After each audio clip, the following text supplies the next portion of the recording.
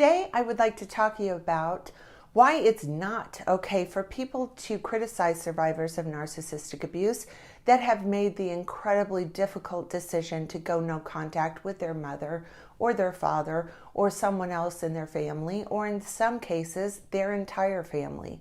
People who do not understand narcissistic abuse are famous for saying, "But they're still your mom," or "How can you do that to your dad?" Or, "But it's your family. Family is blood. Blood is thicker than water."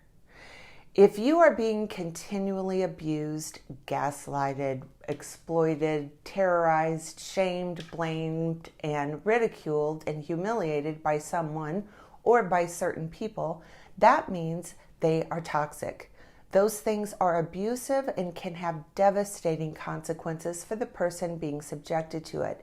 And you, nor anyone else, is under some lifetime contractual obligation to remain in contact with someone who abuses you.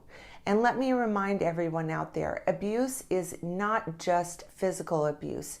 It can be emotional, psychological, verbal, and mental, as well as physical and sexual. Just because someone hasn't been punched in the face doesn't mean that they have not been abused. And those different forms of abuse can look very different. Also, when someone has been subjected to long-term, extreme narcissistic abuse, they definitely have been subjected to severe mental abuse. And because of that, their perceptions and reality have been influenced by people with very bad intentions. Usually, it's to gain and maintain control over the person's life.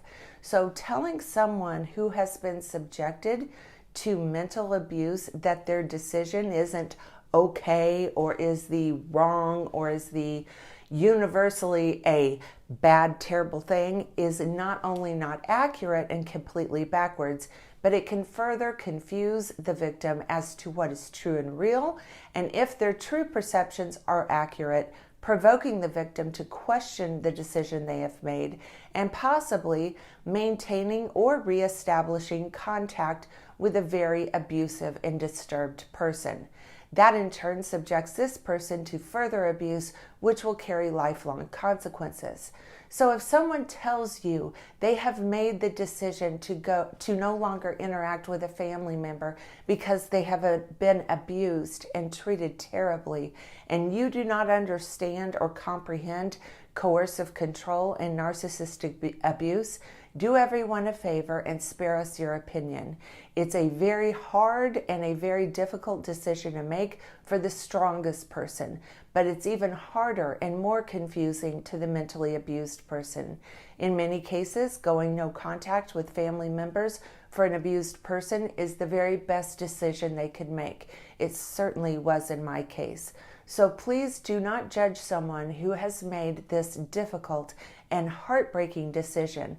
They are for once making themselves a priority and have chosen to go no contact, not to get back at someone, not to hurt or harm someone, but because they realized that was the only way to protect themselves from being abused and exploited.